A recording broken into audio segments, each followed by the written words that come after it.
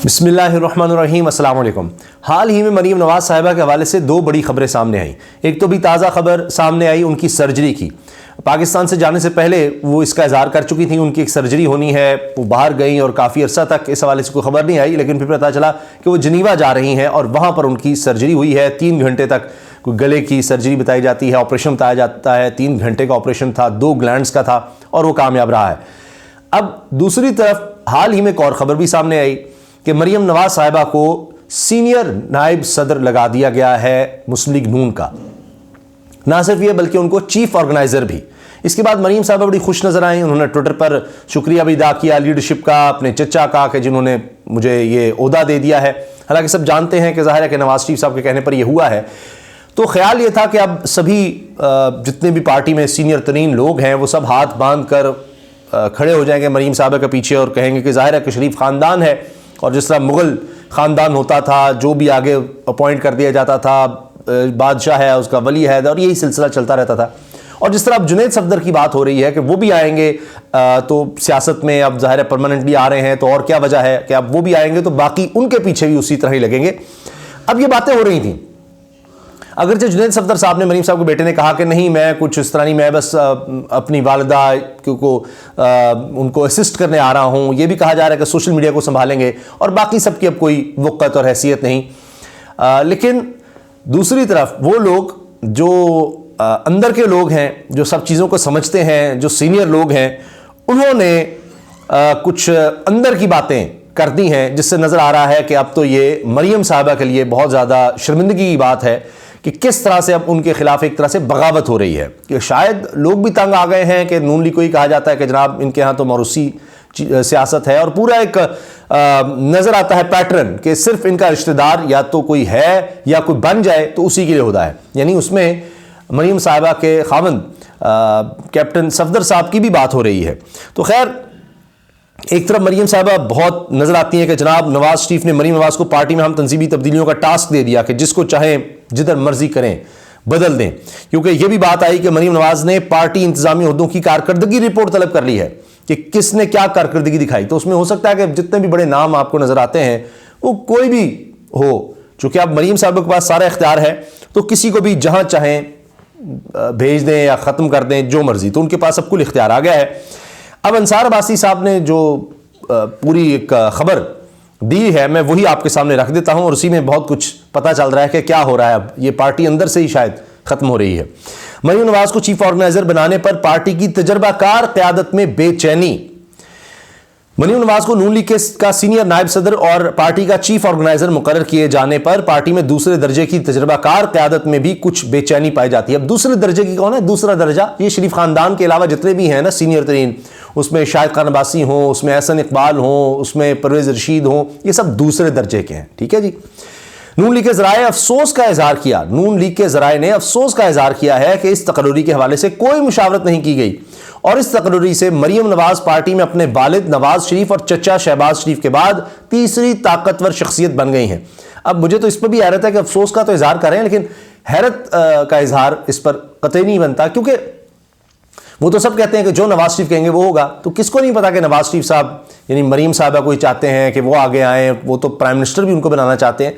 तो ये कोई हैरत की बात नहीं है, ये सबको पता है। लेकिन ये ज़रूर है कि जनाब अब वो एक छोटी सी बगावत है कि ना करें, और अब तो ऑफिशियली दे दिया। पहले भी फैसले उनके थे, जब प्राइम मिनिस्टर हाउस में होती थी, सिफारतकारों से मीटिंग करनी है उनको, तो एक वो कर्ज़ के हवाले से, नौजवान कर्ज़ के हवाले से भी उनको टास्क दे दिया गया था। बाहर जाना है तो वो साथ जा रही होती थी, यूएन के इजलास होते थे, वहां पर खानदान बैठा होता था। तो वो तो फिर अदालतों की तरफ से आ गया कि मरीम साहबा इस तरह का क्या क्या क्वालिफाई करती हैं कि वो इस तरह का ओहदा उनको दे दिया जाए और उठकर जनाब वो कर्जे और अरबों रुपए के कर्ज जो हैं वो तकसीम करें या कुछ करें। तो खैर, अब जनाब अंसार अब्बासी साहब लिखते हैं, नून लीग के सदर की जानिब से जारी किए जाने वाले हालिया नोटिफिकेशन के मुताबिक मरीम नवाज बाज़ाब्ता तौर पर पार्टी में दूसरी सीनियर रहनुमा बन गई हैं। पहले नंबर पर इनके चचा और पार्टी के सदर शहबाज शरीफ हैं, जो मुल्क के वज़ीर आज़म भी हैं। सुप्रीम कोर्ट के फैसले के मुताबिक नवाज शरीफ नून लीग में कोई ओहदा नहीं रख सकते। ये मजबूरी थी, वरना उनके पास ओहदा भी उनके पास होता, फिर दूसरे नंबर पर शहबाज शरीफ होते, फिर तीसरे नंबर पर मरीम होती। अब मरीम दूसरे नंबर पर आ गई हैं। अब चूंकि सुप्रीम कोर्ट ने कह दिया कि ओहदा नहीं रख सकते नवाज शरीफ, लेकिन वो बदस्तूर पार्टी के सरपरस्ते आला हैं, पार्टी उन्हीं की है, सरपरस्ती आला वही है। पार्टी के एक सीनियर ओहदेदार ने दी न्यूज़ को नाम जाहिर ना करने की शर्त पर बताया। डरते हैं नाम जाहिर करेंगे तो जनाब पता नहीं क्या हो जाएगा, फिर पार्टी से तो निकाले ही जाएंगे, किसकी ज़रूरत है। तो वैसे इससे पार्टी अब कमज़ोर होगी, ये मेरा तज्जिया है, क्योंकि जितने सीनियर लोग हैं वो कहेंगे यार हम किस लिए हैं, फिर आते हैं आगे आते हैं, ठीक है हो, लेकिन इंसानी जबिल्लत है कि वो और उससे आगे जाना चाहता है। क्योंकि सारी उम्र हम इन्हीं की गुलामी करेंगे, हमारे बच्चे इन्हीं की गुलामी करेंगे, वो तो फिर इसी तरह रह जाएंगे। अब इन्हीं के बच्चे, अब जुनैद सफदर आगे आ रहे हैं, अगला तो वो अनाउंस हो रहे हैं, तो जहां जहां वो ओहदों पर बैठ जाएंगे जो ऑलरेडी बैठे हुए हैं, बाकी सब उससे नीचे होते हैं, ताकि कैप्टन सफदर साहब का भी जिक्र आगे। अच्छा जी, उन्होंने नाम ना जाहिर करने की शर्त पर बताया कि यह फैसला गैर जमहूरी है। अरे वाह, और इससे पार्टी में शरीफ खानदान की गिरफ्त मजबूत होगी। इन्होंने कहा कि शरीफ खानदान से बाहर पार्टी के शायद ही किसी सीनियर रहनुमा से इस तकरीरी के हवाले से मशवरा किया गया हो। भाई कौन पूछेगा आपसे, आपकी औकात क्या है। ख्वाजा आसिफ, तनवीर हुसैन, राना तनवीर हुसैन, शाहिद खाकान अब्बासी, एहसन इकबाल, सरदार अयाज सादिक, ख्वाजा साद रफीक, राजा जफरुल हक जैसे रहनुमाओं समेत सभी अब मरीम नवाज के मातहत हैं। सब मातहत हैं, मातहत जिस तरह मुलाजिम होता है, मातहत हैं, नीचे हैं। ये अंसार अब्बासी साहब लिख रहे हैं। कहा जाता है कि पहले शाहिद खाकान अब्बासी सीनियर नायब सदर थे, लेकिन मरियम नवाज समेत दर्जन भर नायब सदूर थे।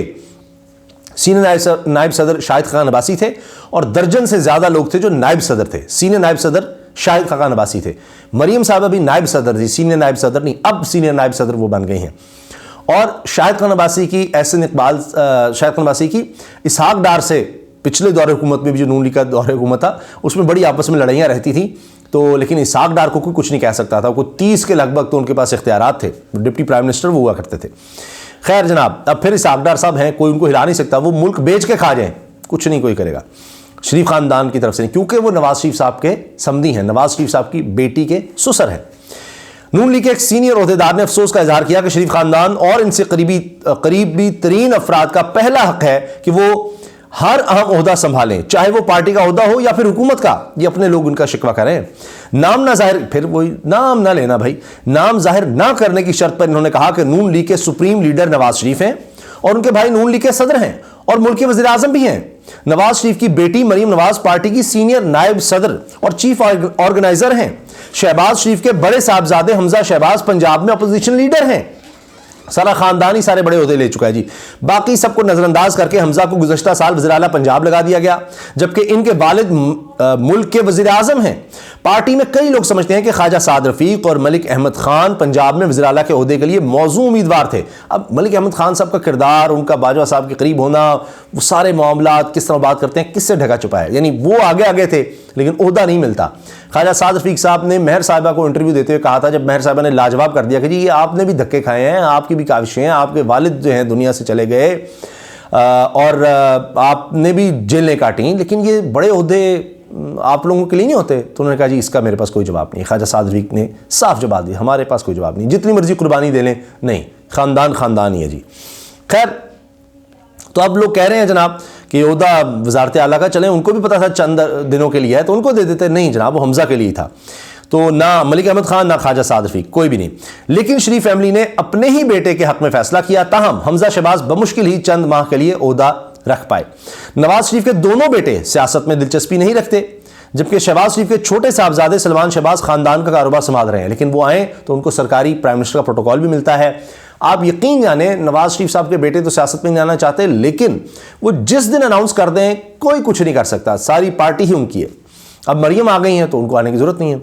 वज़ीर ख़जाना इसहाक डार नवाज शरीफ के करीबी साथी हैं। अब अंसार अब्बासी साहब नहीं बता रहे, लेकिन वो लिख नहीं रहे इसमें, लेकिन वो समझी, मैंने आपको बता दिया रिश्ता क्या है।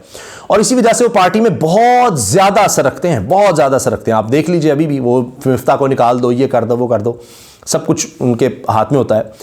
अच्छा, इसहाक डार के बारे में लिखते हैं जी, वो नून लीग के ओवरसीज चैप्टर के सदर भी हैं। इसहाक डार साहब ओवरसीज चैप्टर के सदर भी हैं। कोई होता रह ना जाए, सिर्फ खानदान में या तो है कोई रिश्तेदार बन जाए तो उसी के पास सब।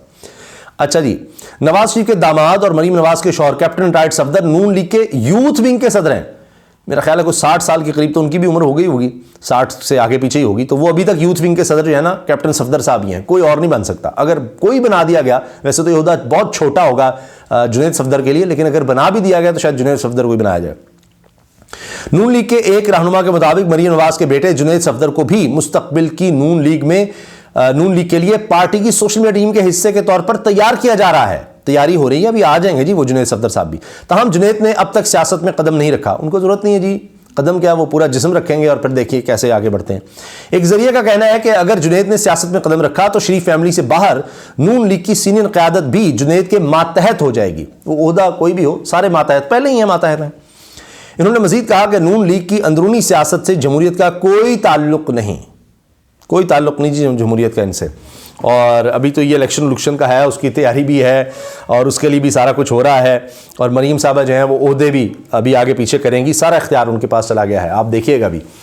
और वो तो इतनी बाख्तियार हो जाएंगी, वो चाहें तो हमजा को भी इधर कर दें। अभी देखिए तो सही क्या होता है और उसके बाद पार्टी का क्या हाल होता है।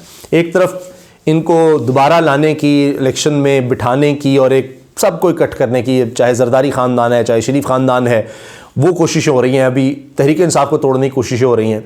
और दूसरी तरफ इनके अंदर के जो मसाइल हैं वो देखिए कैसे निकल कर सामने आ रहे हैं। अभी आप देखिएगा कितने लोग बददिल होंगे इलेक्शंस में, और फ्री एंड फेयर इलेक्शंस अगर होते हैं तो आप देखिएगा क्या हाल होता है। पूरी कोशिश हो रही है ना फ्री हो ना फेयर हो, वो तो माइनस ही इमरान खान के लिए हो रहे हैं, उसके बावजूद इनके लिए मसाइल कितने ज़्यादा हैं आप देखते जाइए। इजाज़त दीजिए, अल्लाह हाफ़िज़।